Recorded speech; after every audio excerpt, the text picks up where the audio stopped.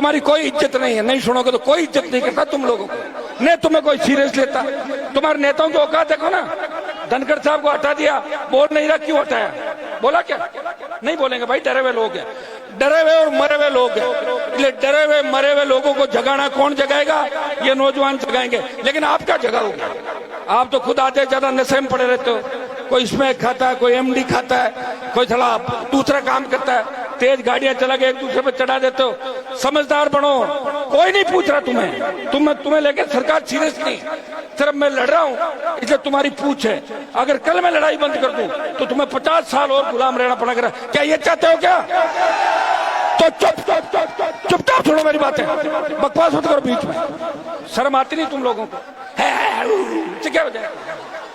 कोई नारों से कोई सरकार बदली है क्या? वोट डालना सीखो, इंतजार करना सीखो और अपने नेताओं का सम्मान करना सीखो। जिस तरह घूम रहे हो, धक्के मार रहे हो, क्या कभी नेता नहीं देखा क्या? ये हेलीकॉप्टर नहीं देखा तुमने? नहीं देखा ना? हाँ तो बोलो देखा है। पहले भी लाया था और लाऊंगा, चाहे उधार लेके जमीनें बेचनी पड़ जाए, तुम्हारा सम्मान बढ़ाऊंगा। लेकिन तुम अपने आप को काबिल बनाओ कि सम्मान के काबिल हो। जिनके लड़ता हूँ वही मर जाता है, जिसको लाता हूँ वो बिक जाता है, जिसको मनाता हूँ नेता वो बिक जाता है, वो भाग जाता है, वो जाता है और कांग्रेस बीजेपी में जाके उनके पैर छूते जाके। तो भाई ये व्यवस्था है और हमें 22% आबादी को राजस्थान में बताना है कि शेड्यूल कास्ट के भाइयों को साथ लेके हम राजस्थान की सत्ता पे कब्जा करेंगे। और इसमें सबसे बड़ी भूमिका राजस्थान के नौजवान की होगी, किसान के बेटों की होगी। हा हू हल्ले से कुछ नहीं होता, हल्ला बहुत लोग करते हैं। ये तो अगर देश की राजधानी मुंबई होती तो जाट समाज को कोई नहीं पूछता, मराठे पीटते तुम्हें वहां पे मुंबई में, पता, पटक पटक के। ये तो दिल्ली आप है और दिल्ली के चारों तरफ अपना है, इसलिए अपनी इज्जत है, वो भी थोड़ी बहुत समझ में आ गई ना। कोई कैबिनेट मंत्री नहीं तुम्हारा, बीजेपी वाले तुम्हें कुछ नहीं मानते और न कांग्रेस मानती। कर्नल सोनाराम की लाश को मोर्चरी में डाला, सतपाल मलिक को सम्मान नहीं दिया और धनखड़ को किस तरह भगाया, दूध में जब मक्खी को फेंकते। तुम्हें कोई सीरियस नहीं लेता क्योंकि तुम अभी समझदार नहीं हो और समझदार होने में समय लगेगा। मैं भी 28 तक ही लड़ूंगा।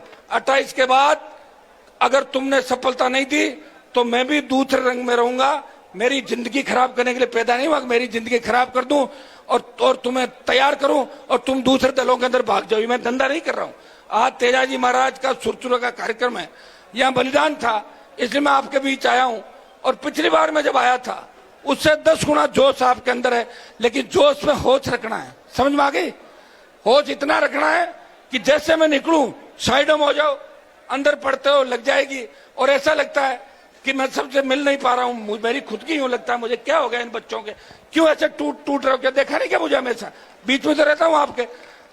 तुम तो ऐसे भागते हो जैसे कोई फिल्म में हीरोइन आ गई उसको पकड़ ले, ऐसे भागते हो। चलो मैं तो तुम्हारा भाई हूं, तुम्हारे बीच ही रहता हूं।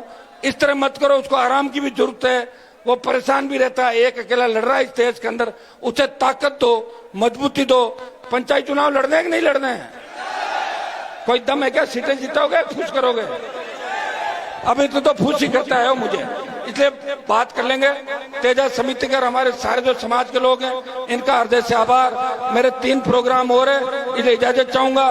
बोले तेजाजी महाराज की।